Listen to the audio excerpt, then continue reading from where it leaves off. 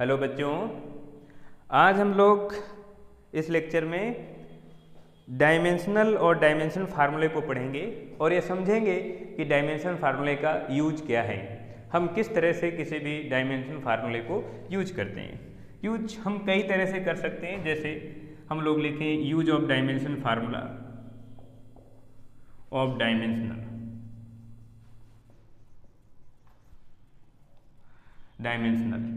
तो पहला हम यूज करते हैं किसी भी फिजिकल फार्मूले को डिराइव करते हैं, कोई भी फार्मूला बनाते हैं। दूसरा, जो फार्मूला बन गया उसको हम चेक करते हैं कि ये करेक्ट है या इनकरेक्ट है, सही है गलत है, ट्रू या फॉल्स को चेक करते हैं। करेक्ट इनकरेक्ट, ट्रू फॉल्स को चेक करते हैं कि जो फार्मूला बना ये करेक्ट है या इनकरेक्ट है। तीसरी बात, हम ये समझते हैं कि हमारे पास कोई भी फिजिकल इक्वेशन होती है, कोई भी एक न्यूमेरिकल फार्मूला होता है और उस फार्मूले को हम इस तरह से यूज करते हैं कि उसमें जो कांस्टेंट वैल्यू होती है उस कांस्टेंट वैल्यू का डायमेंशन फार्मूला और यूनिट हम कैलकुलेट करते हैं, यानी unit and dimensional formula of given constant value या कांस्टेंट क्वांटिटीज। और लास्ट का, हम किसी भी फिजिकल क्वांटिटी को एक यूनिट से दूसरे यूनिट में कन्वर्ट कर सकते हैं, यानी चेंज करने के लिए भी हम डायमेंशनल का यूज करते हैं। हम समझ लेते हैं कुछ दो चार डायमेंशनल फार्मूला, जैसे हम लोग समझेंगे इलेक्ट्रिक करंट, इसका डायमेंशन फार्मूला हम लोग ए लिखते हैं या आई भी लिख सकते हो। दूसरा, इलेक्ट्रिक चार्ज,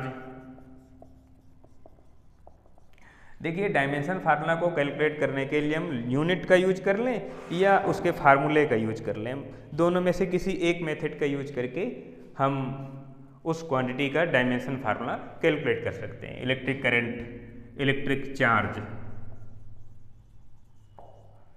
अब इलेक्ट्रिक चार्ज को हम लिखते हैं Q equal to I T, I current है, इसका dimension formula A, T time है और इसका डायमेंशन फार्मूला T हो गया, तो चार्ज का डायमेंशन फार्मूला AT हो गया।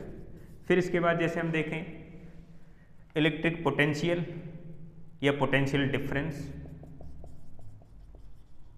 इलेक्ट्रिक पोटेंशियल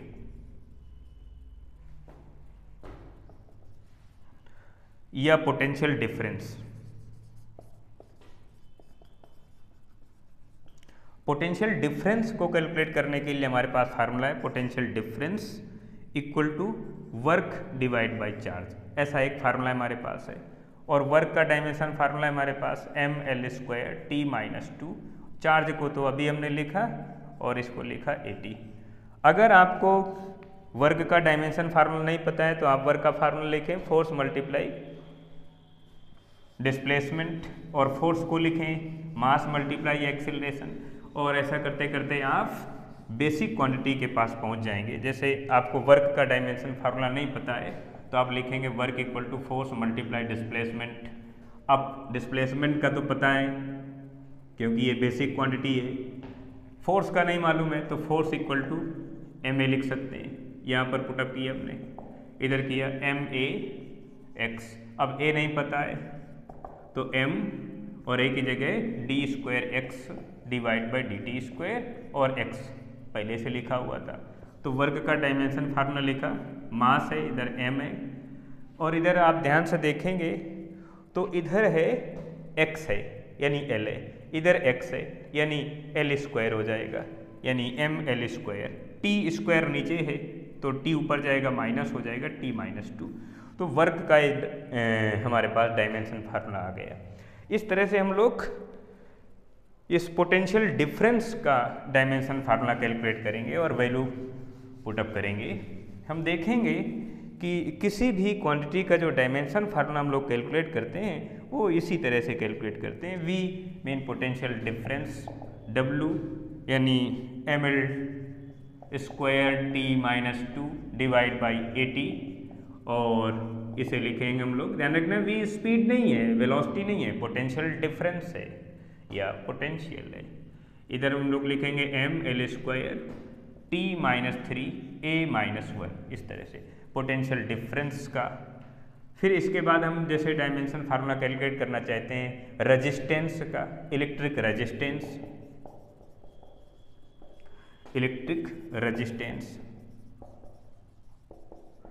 अब इलेक्ट्रिक रेजिस्टेंस को कैलकुलेट करने के लिए या इलेक्ट्रिक रेजिस्टेंस का डायमेंशन फार्मूला कैलकुलेट करने के लिए हम लोग किसी भी रेजिस्टेंस के फार्मूले का यूज कर लें।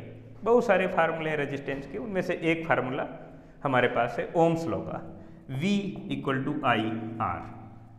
V पोटेंशियल डिफरेंस है, I करंट है और R रेजिस्टेंस है।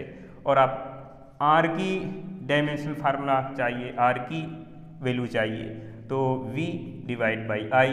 V अभी हमने लिखा ml² t-3 a-1, ये पोटेंशियल डिफरेंस का डायमेंशन फार्मूला मिला। I करंट है, A पॉजिटिव 1 है और ये ऊपर जाएगा तो -1 हो जाएगा, -1 और -1 -2 हो जाएगा। तो ml² t-3 a-2 ये इलेक्ट्रिक रेजिस्टेंस का डायमेंशन फार्मूला हो गया। इसी तरह से कुछ और हम डायमेंशन फार्मूले को कैलकुलेट करते हैं। हमारे पास जितनी भी फिजिक्स में फिजिकल क्वांटिटी हैं उन सब का हम लोग डायमेंशन फार्मूला कैलकुलेट कर सकते हैं। और मैं आपको एक तरीका सिखा देता हूँ, इससे कि आप सभी तरह की जो फिजिकल क्वांटिटी हैं उन सब का डायमेंशन फार्मूला आप कैलकुलेट कर लेंगे। आपको ध्यान रखना है, या तो आप यूनिट का यूज करके आप डायमेंशन फार्मूला कैलकुलेट करें, और अगर यूनिट आपको नहीं मालूम है तो आप फार्मूले का यूज कर लें। यूनिट या फार्मूले में से किसी एक का यूज करके आप उस क्वांटिटी का डायमेंशन फार्मूला कैलकुलेट कर लेंगे जिसका आप कैलकुलेट करना चाहते हैं। वो चाहे कैपेसिटर हो, कैपेसिटर की कैपेसिटी हो, या रेजिस्टेंस हो, पोटेंशियल डिफरेंस हो, या कोई दूसरी क्वांटिटी हो। समझते हैं कुछ और आगे देखते हैं। अब हम लोग डायमेंशन फार्मूला कैलकुलेट करते हैं। डायमेंशन फार्मूला कैलकुलेट करते हैं कैपेसिटर की कैपेसिटी का। डायमेंशनल फार्मूला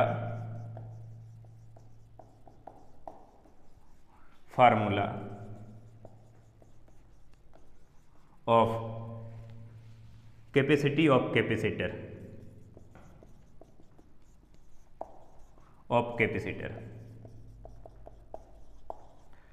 किसी भी कैपेसिटर की कैपेसिटी का जो फार्मूला होता है उसे हम लोग लिखते हैं Q = CV, और C कैपेसिटी है तो C = Q/C।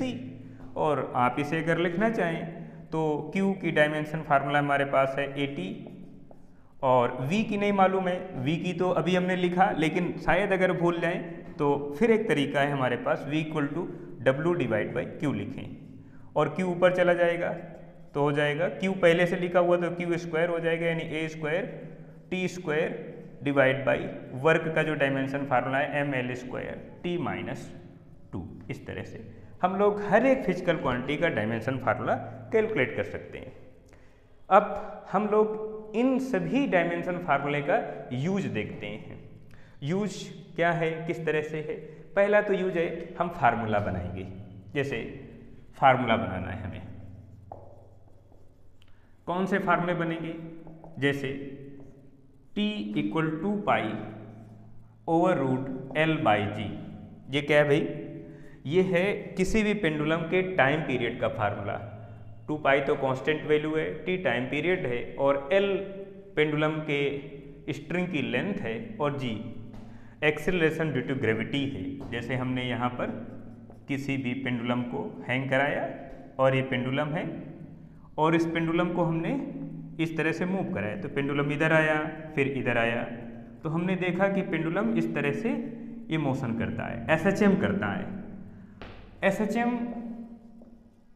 करते समय इस पेंडुलम का जो टाइम पीरियड है, ये तो लेंथ हो गई, इसका जो टाइम पीरियड है वो टाइम पीरियड T है 2π तो कांस्टेंट वैल्यू है एल, लेंथ है जी।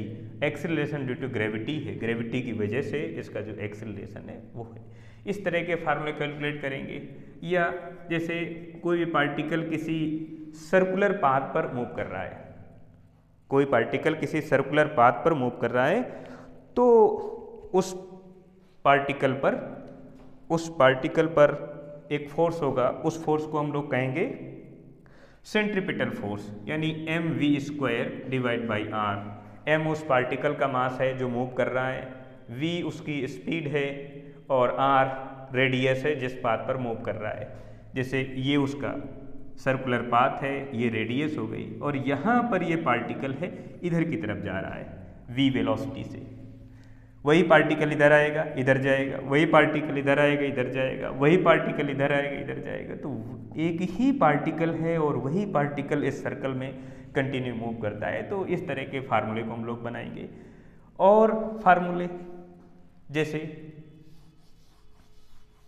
हमारे पास सेंट्रीपिटल एक्सेलरेशन का फार्मूला है AC equal to v² divide by R. इसके अलावा जैसे स्प्रिंग हम लोग देखते हैं, और स्प्रिंग मास सिस्टम में ये हमारे पास मास है, ये स्प्रिंग है और स्प्रिंग कांस्टेंट K है। जैसे हमने इस पर कोई एक्सटर्नल फोर्स लगाया और फिर इसको छोड़ दिया, तो ये जो स्प्रिंग है और स्प्रिंग के साथ जो मास है ये SHM करने लगता है, और SHM की वजह से इसका जो टाइम पीरियड होता है वो 2π√m/k होता है। और m तो इस ऑब्जेक्ट का मास है, k स्प्रिंग कांस्टेंट है। या फ्रीक्वेंसी अगर हम कैलकुलेट करें तो 1/2π/k/m इस तरह से हम लोग लिखेंगे। तो हम कई तरह के फार्मूले हम डायमेंशनल की हेल्प से कैलकुलेट करेंगे, तो उन्हें हम देखेंगे कि किस तरह से हम फार्मूले को कैलकुलेट करेंगे, कौन कौन से रूल हैं, उन रूल को कैसे हम फॉलो करेंगे, उन्हें हम देखेंगे। समझते हैं।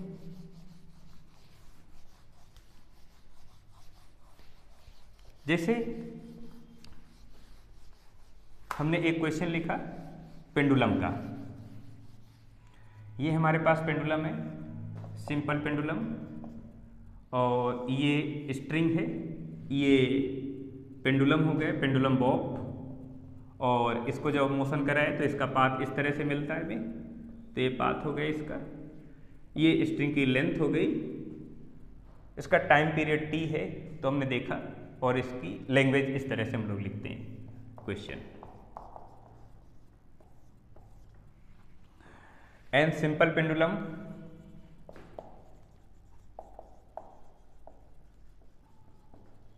Time period of oscillation is t and length of string L, acceleration due to gravity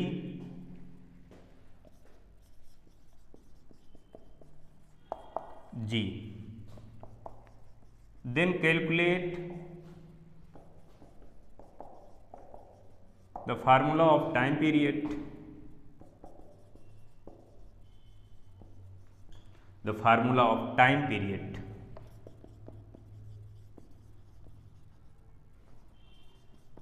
T for the help of dimensional method.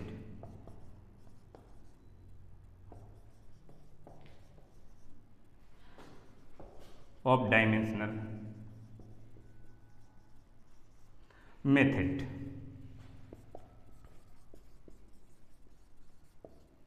इस तरह का हमारे पास एक क्वेश्चन है। अब इस क्वेश्चन को कैलकुलेट करना है, हमें सॉल्व करना है। सॉल्व करने के लिए आपको ये ध्यान रखना है, इधर तो मैं इक्वेशन लिख देता हूँ, फिर इसको मिटा के मैं इस डेरिवेशन को सॉल्व करूँगा। आपको ये देखना है कि जो हमारे पास क्वेश्चन है उस क्वेश्चन में कितनी क्वांटिटी हैं, उस क्वेश्चन में कितनी क्वांटिटी हैं, इस बात को आपको ध्यान देना है। जैसे हमने क्वेश्चन पढ़ा और देखा कि हमारे पास जो सिंपल पेंडुलम है उसका टाइम पीरियड है, स्ट्रिंग की लेंथ है, एक्सीलरेशन ड्यू टू ग्रेविटी है, तो हमें टाइम पीरियड के लिए डायमेंशन की हेल्प से एक फार्मूला कैलकुलेट करना है, फार्मूले का डेरिवेशन करना है। हालांकि इस पेंडुलम का मास भी है, इस पेंडुलम पर कुछ फोर्स भी है, लेकिन ये टाइम पीरियड ये मास और फोर्स पर डिपेंड नहीं करता है, इसलिए हम लोग उनको यहाँ पर नहीं लिखते हैं। तो हमारे पास जो क्वांटिटी है उनमें से एक तो है टाइम पीरियड टी, और डायमेंशन फार्मूला यहाँ पर लिखेंगे टी। ये ध्यान रखना, अब आपको डायमेंशन फार्मूला आना चाहिए, अगर नहीं आ रहा है तो आप कैलकुलेट करें, उसको सीखें। फिर इसके बाद लेंथ ऑफ द स्ट्रिंग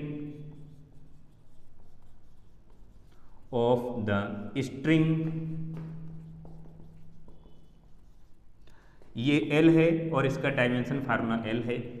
ये ध्यान रखना है, आपको डायमेंशन फार्मूला कैपिटल लेटर में लिखना है। फिर इसके बाद तीसरे नंबर में acceleration due to gravity G है, और इसका जो एक्सीलरेशन का जो डायमेंशन फार्मूला हम लोग लिखेंगे वो लिखेंगे LT-2 लिखेंगे। इस तरह से ये हमारे पास तीन क्वांटिटी हैं और तीनों का हमने डायमेंशन फार्मूला लिख लिया। अब हमें इस बात को समझना है कि हमें किसके लिए फार्मूला कैलकुलेट करना है, टाइम पीरियड के लिए। तो जिसके लिए आपको फार्मूला कैलकुलेट करना है उसको आप एक साइड लिखेंगे, बाकी जितनी भी क्वांटिटी बच गई उनको आप दूसरी साइड लिखेंगे। ये ध्यान रखना है, हमें टाइम पीरियड के लिए फार्मूले को कैलकुलेट करना है, तो हमने इसको इस तरह से लिखा, time period T and acceleration due to gravity G and length of the string L। और इसमें जो लैंग्वेज लिखना होता है वो इस तरह से लिखेंगे। पहले तो इसमें हम डायरेक्टली प्रोपोर्शनल का एक साइन बनाएं और इस तरह से ब्रैकेट बनाएं। इसमें से अपने मन से कोई भी पावर हम यूज कर सकते हैं, जैसे स्मॉल a और स्मॉल b हमने लिख ली।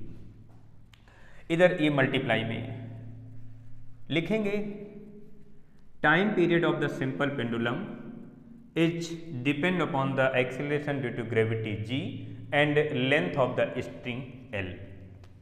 Time period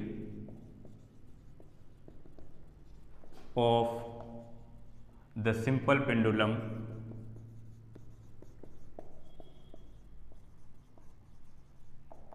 is depend upon acceleration due to gravity G power A and length of the string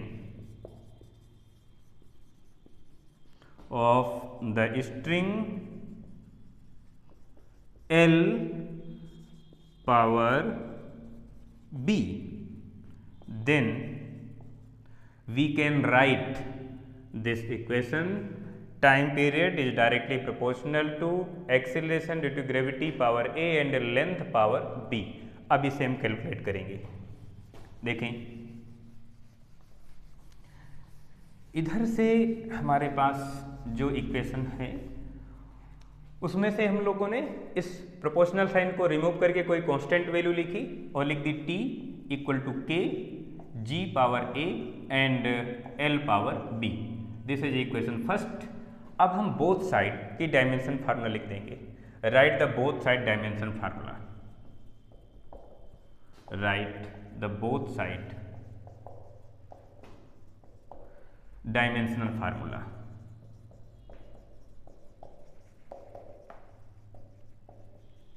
अब दोनों ओर का हम डायमेंशन फार्मूला पुटअप कर देंगे।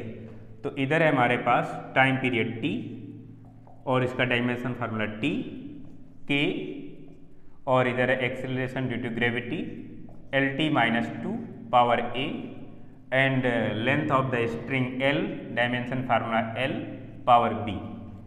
आप अगर कोशिश करें चाहें या लिखने की कोशिश करें तो इधर हम लोग लिख सकते हैं L पावर 0 T पावर 1, और इधर लिखेंगे K L पावर A लिखेंगे और T पावर -2A लिखेंगे।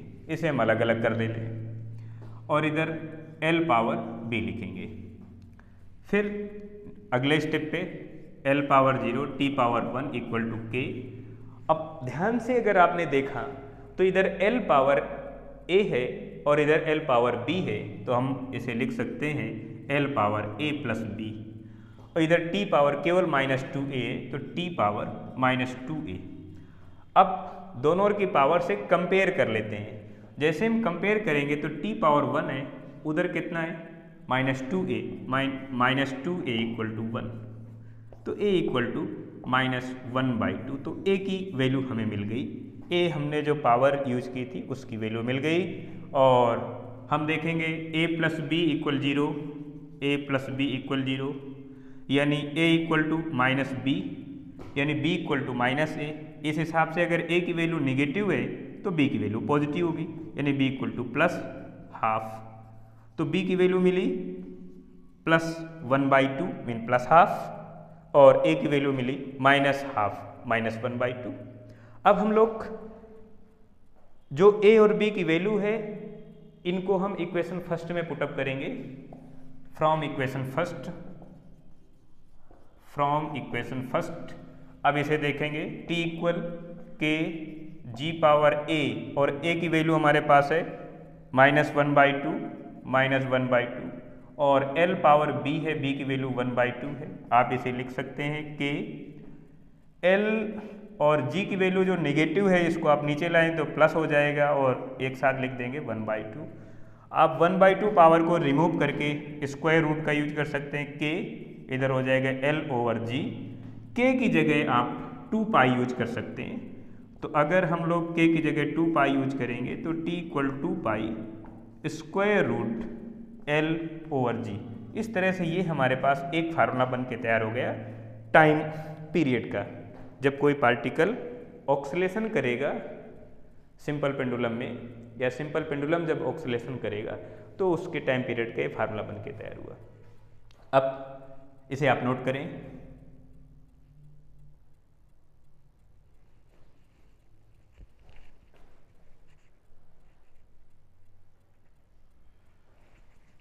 अब हम लोग इसी तरह के दूसरे फार्मूले को बनाते हैं। आप जब 2-3 क्वेश्चन इस तरह से करेंगे तो आपको इसका पूरा कंसेप्ट क्लियर हो जाएगा कि हम किस तरह से फार्मूले को बनाते हैं डायमेंशन की हेल्प से। आए दूसरा क्वेश्चन सॉल्व करते हैं। सर्कुलर मोशन में, माने कि ये हमारे पास एक सर्कुलर पाथ है, इसकी रेडियस है, ये रेडियस R है, और इस रेडियस वाले सर्कुलर पाथ पर कोई भी पार्टिकल है, कोई ऑब्जेक्ट है।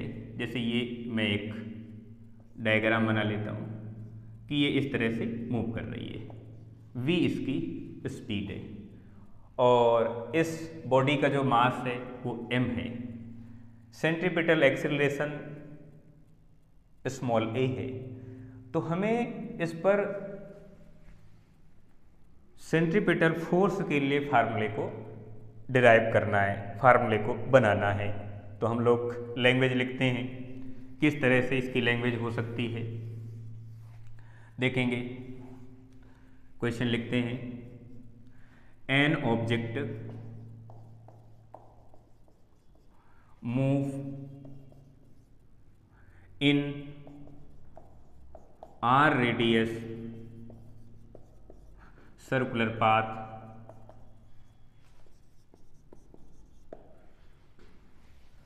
with centripetal acceleration AC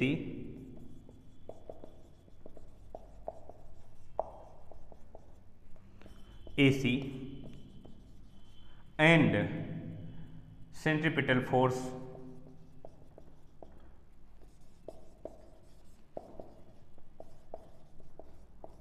FC. If the mass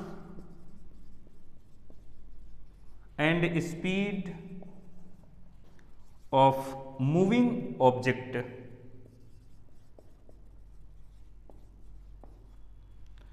is m and v, then calculate formula of centripetal force. तो हमें सेंट्रीपिटल फोर्स के लिए फार्मूले को कैलकुलेट करना है। कैसे कैलकुलेट करेंगे? इसका भी मेथड उसी तरह से है। आपको ये बात समझना है कि हमारे पास जो क्वेश्चन है उस क्वेश्चन में कितनी क्वांटिटी है। जैसे हमारे पास एक क्वेश्चन है, an object move in are radius circular path with centripetal acceleration AC and centripetal force FC if the mass and speed of the moving object m and v, then calculate formula of the centripetal force। Centripetal force के लिए हमें formula calculate करना है। तो हमारे पास radius है, force है, acceleration है, वेलोसिटी है, इस तरह की ये क्वांटिटी है और यहाँ पर हमें फार्मूला कैलकुलेट करना है। देखते हैं, तो हमें जिसके लिए फार्मूला कैलकुलेट करना है उसको हम लेफ्ट साइड लिख लेते हैं FC, और बाकी जितनी भी क्वांटिटी हमारे पास हैं, स्पीड है, रेडियस है, मास है, एक्सेलरेशन का यूज ना करें क्योंकि हम लोग फोर्स और एक्सेलरेशन में ये डायरेक्ट रिलेशन जानते हैं। तो अगर एक्सेलरेशन का यूज भी करेंगे तो भी कोई फर्क नहीं आएगा क्योंकि एक्सेलरेशन और वेलोसिटी में जो रिलेशन होता है ये v²/r होता है। तो हम लोग स्पीड और मास, रेडियस इनका यूज कर लेते हैं। तो इधर है स्पीड हमारे पास, रेडियस r है और यहाँ पर जो स्पीड, मास और ये मास हमने लिख दिया है। इसमें लिखा centripetal force, centripetal force FC is depend upon speed of moving object and radius of circular path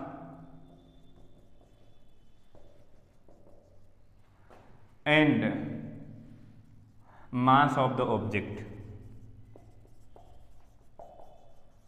and mass of the object। इस तरह से हम लोग लिखेंगे और ये जो हमारे पास इक्वेशन है इसको हम लिखेंगे FC equal to K, constant value लिखी, V पावर, इनमें हम पावर यूज कर लेते हैं A B C इस तरह से, और इस पे power A, radius power B और मास पावर C ऐसे लिख लेते हैं और इसे हम लोग इक्वेशन फर्स्ट लिख लेते हैं। अब आपको ध्यान समझना है, अब आपको दोनों तरफ का डायमेंशन फार्मूला लिखना है। इधर डायमेंशन है MLT-2, MLT-2 equal K velocity LT-1, LT-1 power A, radius L power B, mass M power C। और अब हमने देखा इसमें पावर 1 1 है, इधर पावर को कैलकुलेट कर लेते हैं थोड़ा सा। M power 1, L power 1, T power -2 equal to K, L power इधर से A लिखेंगे और इधर भी L पावर B है तो A प्लस B लिख सकते हैं। T पावर केवल -1 है तो -A हो जाएगा, -A, और M पावर C हो जाएगा, M पावर C हो जाएगा। अब हम दोनों तरफ का जो पावर है उसे हम कंपेयर कर लेते हैं। जैसे L power A plus B है, L पावर 1 है तो A plus B equal to 1।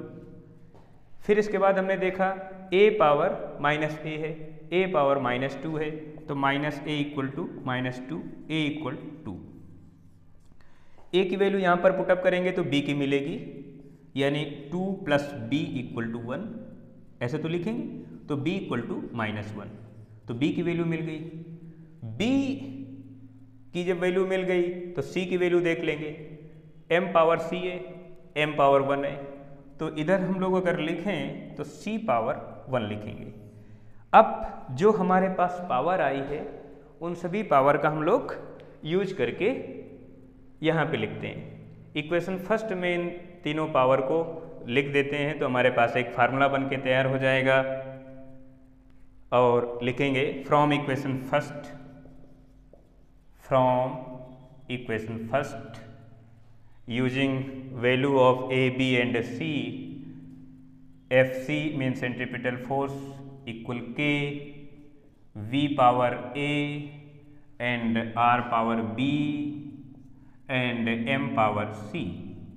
Value put up करेंगे Fc equal K mean constant value, V power A है, A की वैल्यू हमारे पास है 2 mean V square, R power B है, B की वैल्यू -1 है तो -1 पुटअप करेंगे, M पावर C है, C की वैल्यू 1 है तो 1 लिख देंगे। Fc equal to K V square M divide by R, तो Fc equal to M V square divide by R. इस तरह से हमने एक नए फार्मूले को कंप्लीट कर लिया, नए फार्मूले को डेवलप कर लिया, डिराइव कर लिया डायमेंशनल के हेल्प से। इसी तरह से हम लोग किसी भी टाइप के फार्मूले को बना सकते हैं। हाँ, वो फार्मूला फिजिक्स का होना चाहिए।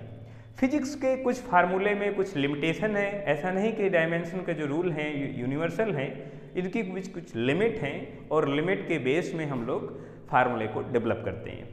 कुछ लिमिट्स हैं और लिमिट्स के बाहर के फार्मूले को हम लोग फिजिक्स के ही फार्मूले को नहीं बना पाएंगे। हाँ, कुछ फार्मूले हमारे पास हैं जिनको हम डायमेंशन की हेल्प से बना सकते हैं। आप इन्हें लिखें।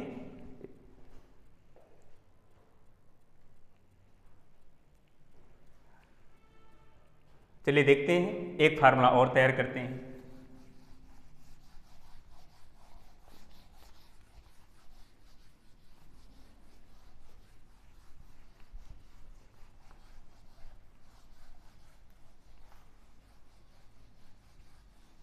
देखते हैं, स्प्रिंग मास सिस्टम में जब पार्टिकल ऑब्जेक्ट ऑक्सीलेशन करता है तो ऑक्सीलेशन की उसकी क्या फ्रीक्वेंसी होती है, उस फ्रीक्वेंसी के लिए हम फार्मूला कंप्लीट करते हैं, फार्मूला बनाते हैं। देखते हैं, spring mass system,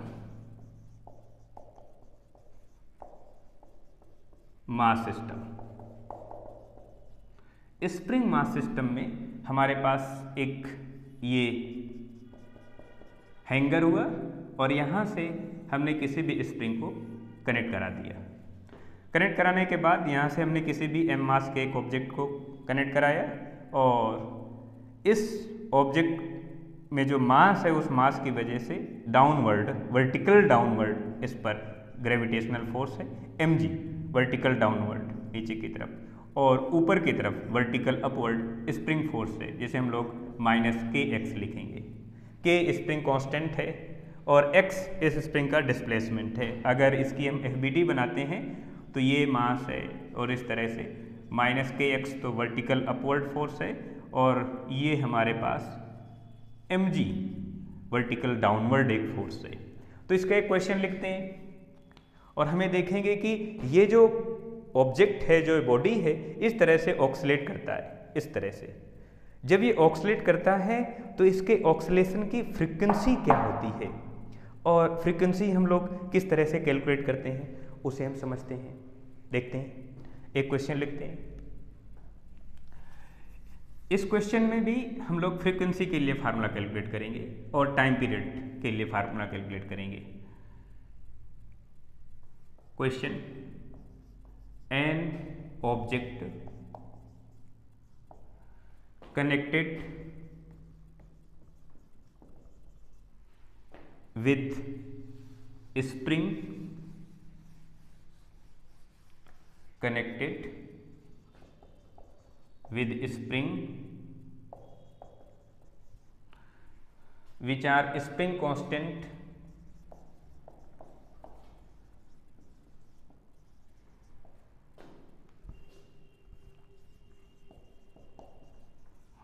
spring force constant K and mass of the object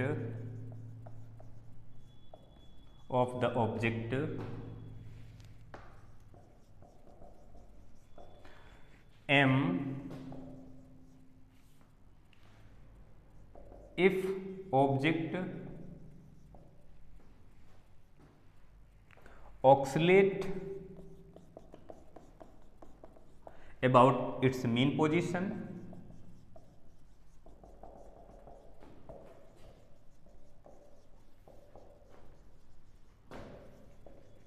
then calculate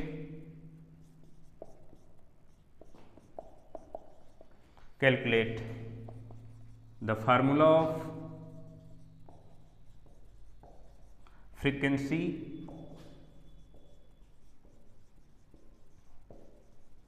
and time period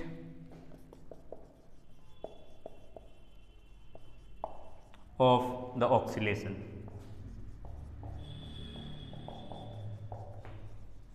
इस ऑक्सीलेशन की हमें फ्रीक्वेंसी और टाइम पीरियड कैलकुलेट करना है। मैंने आपको पहले ही बताया है कि हम जब डायमेंशनल की हेल्प से किसी भी फिजिकल फार्मूले को डिराइव करेंगे तो हम लोग बार बार ये देखेंगे कि हमारे क्वेश्चन में कौन कौन सी क्वांटिटी है और उनका डायमेंशन फार्मूला क्या है। एक बात तो आपको ध्यान रखना है कि हमारे पास कौन कौन सी क्वांटिटी हैं, जैसे स्प्रिंग कांस्टेंट के और मास m कैलकुलेट किसके लिए करना है, एक बार तो फ्रीक्वेंसी के लिए और टाइम पीरियड के लिए। अगर हम टाइम पीरियड के लिए कैलकुलेट कर लें तो फ्रीक्वेंसी के लिए अपने आप कैलकुलेट हो जाए, क्योंकि दोनों में रिलेशन इन्वर्स का होता है, F = 1/t। तो कहने का मतलब हमारे पास 3 क्वांटिटी हैं, ये इस तरह से। ये हो गए स्प्रिंग कांस्टेंट, मास और फ्रीक्वेंसी हो गई। दूसरी बात आती है कि इनका डायमेंशन फार्मूला क्या है। तीसरी बात यह है कि हमें किसके लिए फार्मूले को बनाना है, किसके लिए फार्मूले को बनाना है और ऑक्सीलेशन कैसे हो रहा होगा। ऑक्सीलेशन के लिए फिर से मैं एक छोटा सा डायग्राम बना के समझा देता हूँ।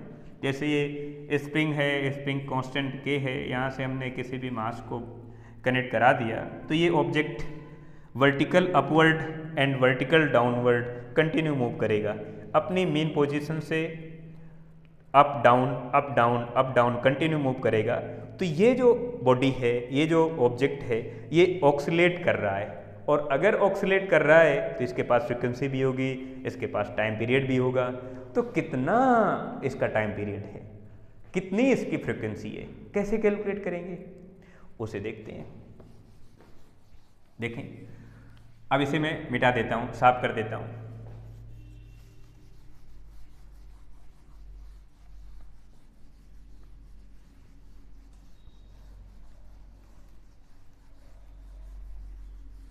देखिए हमारे पास फ्रीक्वेंसी है, उसके लिए फार्मूला बनाना है और लिखा उसी तरह से m mass of the object and k is a spring constant. अगर आपको स्प्रिंग कांस्टेंट का डायमेंशन फार्मूला नहीं पता है तो आप लिखेंगे force divide by displacement spring constant के, ऐसा ध्यान रखेंगे। हाँ, इसमें अपने मन से पावर लिख लेंगे। मैं A और B लिख लेता हूँ, A और B, और लैंग्वेज लिखना है frequency of the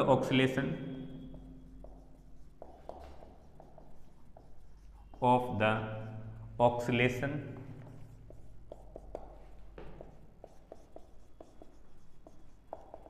is depend upon mass of the object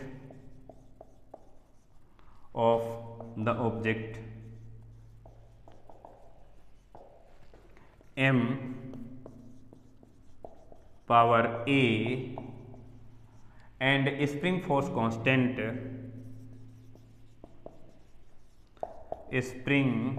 force constant k power b। मैंने अभी बताया कि ये पावर आप अपने मन से भी दूसरा कुल लिख सकते हैं, ए बी के बजाय एक्स वाई लिख दें, पी क्यू लिख दें, एक्स वाई जेड लिख सकते हैं, या किसी भी तरह के पावर लिख सकते हैं। तो हमारा एक मेन काम ये है कि जो हमने अपने मन से पावर यूज की है उनकी वैल्यू कैलकुलेट करना और कैलकुलेट करके फिर इसी इक्वेशन में पुटअप कर देना, और ऐसा करने से हमें फार्मूला मिल जाएगा। अब देखते हैं।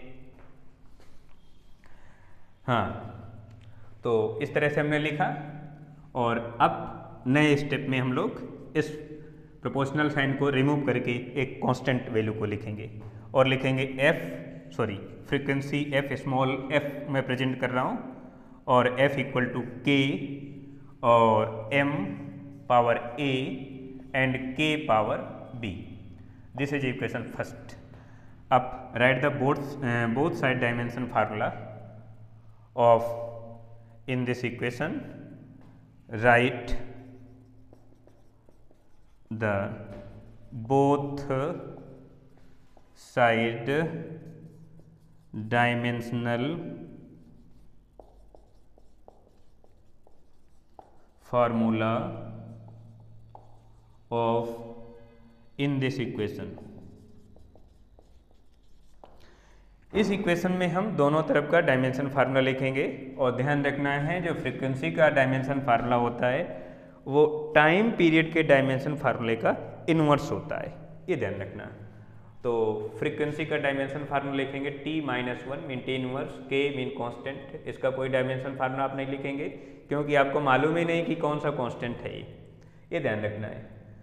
फिर इसके बाद मास है, मास का डायमेंशन फार्मूला तुम्हें पता है m⁴a, और नहीं पता है तो आपको सीखना पड़ेगा। k स्प्रिंग कांस्टेंट है mean force divide by displacement. Force का डायमेंशन फार्मूला है mLT-2 और डिस्प्लेसमेंट का है L, और इस पे पावर हम लोग b लिखेंगे, कैलकुलेट करेंगे, L से L कैंसिल आउट हो जाएगा, mt-2 बचेगा। इधर आप अगर लिखना चाहें तो m⁴0 लिख सकते हैं, t⁻⁻1 पहले से है इक्वल k, इधर हो जाएगा m⁴a और इधर हो जाएगा mt-2 ऐसा हो जाएगा। अब आप थोड़ा पावर को कैलकुलेट करें, जैसे भी आप कैलकुलेट करना चाहें आपका अपना एक अलग मेथड हो सकता है। m⁴0 t⁻⁻1 equal to k, और इसे आप लिखेंगे m⁴, इधर a है इधर b है तो a प्लस b ऐसे लिखेंगे, t⁻⁻2 भी लिखेंगे, t⁻⁻2b ऐसा आप ध्यान रखेंगे। और अब दोनों की पावर से कंपेयर करेंगे, m⁴a प्लस b है, इधर 0 है mean a plus b equal 0, mean a equal to -b या b इक्वल टू -a, आप ऐसा लिख सकते हैं। -2b equal to -1, 2b equal to -1 यानी 2b equal to 1 mean b equal to +1/2, तो a इक्वल टू -1/2 इस रिलेशन से। अब ये जो हमने a और b की वैल्यू कैलकुलेट की है इनको हम इक्वेशन फर्स्ट में पुटअप कर देते हैं। From equation